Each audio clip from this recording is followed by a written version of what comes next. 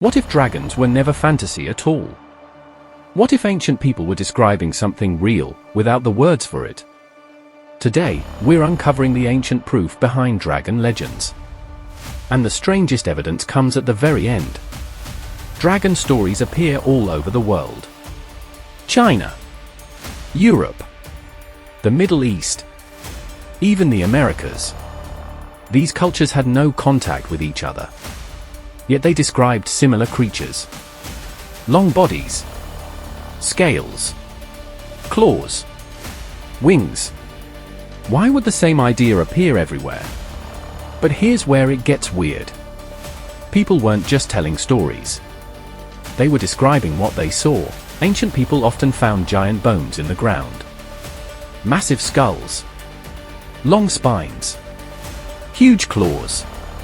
They had no idea what dinosaurs were. So they named what they found. They called them dragons. But the story doesn't end there. Some bones were displayed in temples. Others were ground into medicine. These were not myths. These were artifacts. Dinosaurs were officially named in the 1800s. But humans found their remains thousands of years earlier. Imagine seeing a skull larger than a horse, with teeth like knives. What would you think it was? But here's where it gets strange. Many dragon drawings match dinosaur anatomy. Long necks, clawed limbs, reptile posture. They weren't imagining monsters. They were interpreting fossils. Some dragons were never fossils. They were living animals. Crocodiles, giant lizards, Komodo dragons. Animals most people had never seen. Travelers exaggerated what they feared. Stories grew with distance. But the story doesn't end there. Some animals really did breathe fire. Sort of. Ancient writers described fire-breathing dragons. That sounds impossible.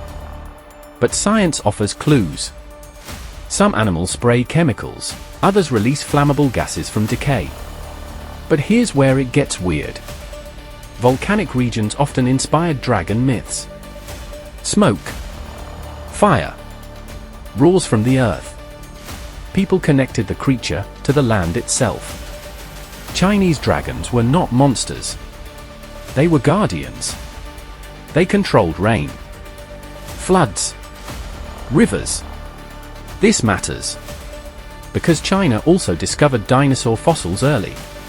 But the story doesn't end there.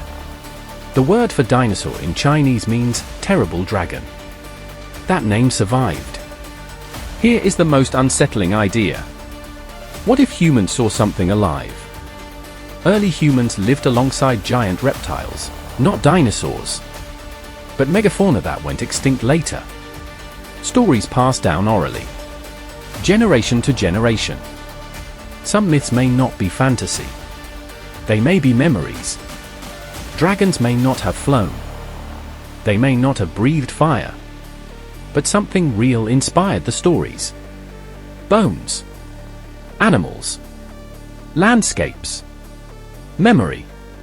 The myth was never the lie. The misunderstanding was. So ask yourself this. What else did ancient people see that we no longer remember?